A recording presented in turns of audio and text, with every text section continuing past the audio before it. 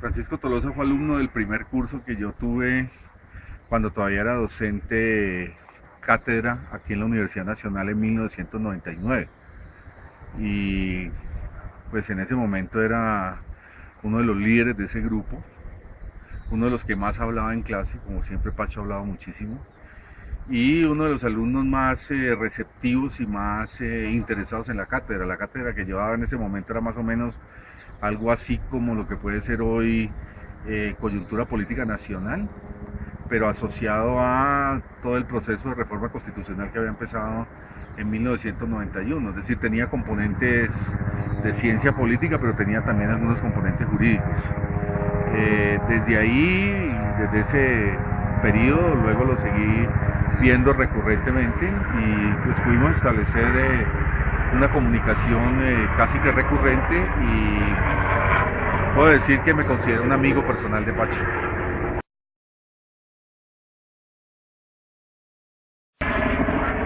Francisco Tolosa es un hombre íntegro, con una convicción ética muy fuerte de lo que él piensa, un líder, un gran organizador, creo que fue decisivo en todo el proceso de reconstrucción del movimiento estudiantil que se dio en la Universidad Nacional hacia el año 2007-2008 aproximadamente, que luego terminó organizando una franja importante del movimiento estudiantil que fue la FEO, la Federación Universitaria, y la Federación de Estudiantes Universitarios, y posteriormente alcanzó a ser docente cátedra de la universidad. Tanto por su capacidad de liderazgo como por su capacidad académica ha logrado reconocimiento en el estudiantado,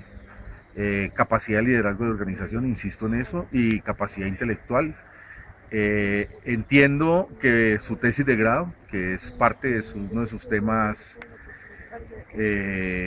temas que permanentemente estudia, pues de sus temas de obsesión académica, que fue sobre el conflicto, fue laureada o por lo menos fue considerada como una de las tesis más importantes del periodo en el cual se entregaron, y precisamente por ello es que se le dio la posibilidad de una cátedra en la Facultad de Ciencia Política. Es una persona que tiene enormes virtudes y calidades humanas.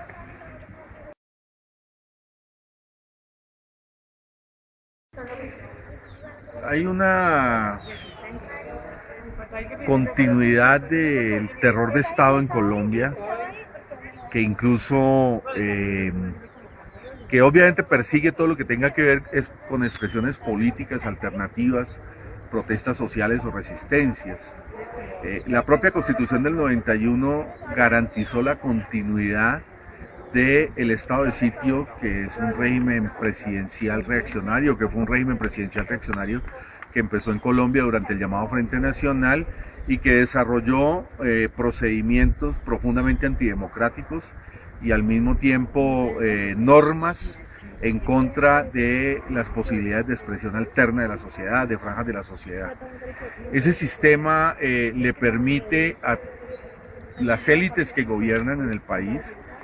judicializar cualquier opinión política alternativa, niega el derecho de expresión y al mismo tiempo niega el principio de inocencia, porque ocurre primero la detención preventiva y luego se le da al detenido la posibilidad de que se defienda. Es decir, niega el principio fundamental, insisto, de la presunción de inocencia garantizada de la Revolución Francesa y de las declaraciones liberales de la Revolución Francesa y de la emancipación norteamericana frente a Inglaterra, digamos lo que puede ser como la base, el fundamento del constitucionalismo moderno. Incluso te digo, el ministro de Justicia ayer, Gómez Méndez, en una entrevista que le da Yamida Amá en El Tiempo, acepta el informe de la Comisión Interamericana de Derechos Humanos, donde precisamente anota que la detención arbitraria es parte de un mecanismo profundamente reaccionario, judicial y antigarantista,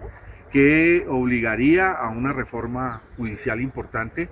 y acepta igualmente que el hacinamiento hoy que hay en las cárceles, el hacinamiento actual de las cárceles,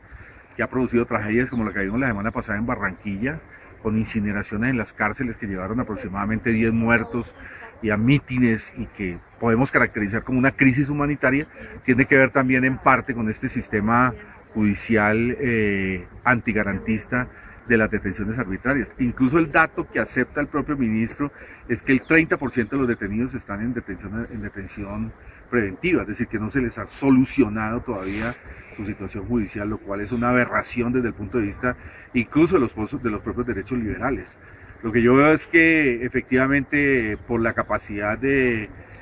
Francisco de organizar, de liderazgo, de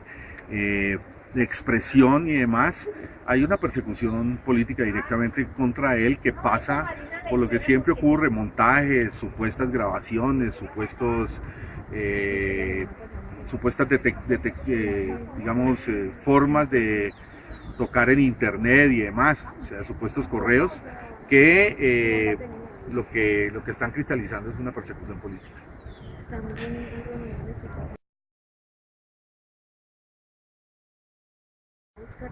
Obviamente que debe ser liberado, obviamente que no es un delincuente peligroso, obviamente que hay un montaje, obviamente que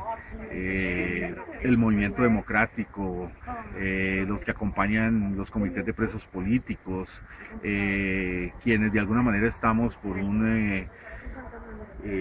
garantizar y por lograr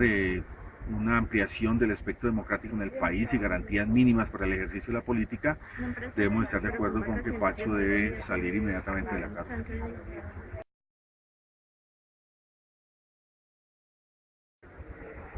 Es que no es que considere, es que los datos lo están dando. Si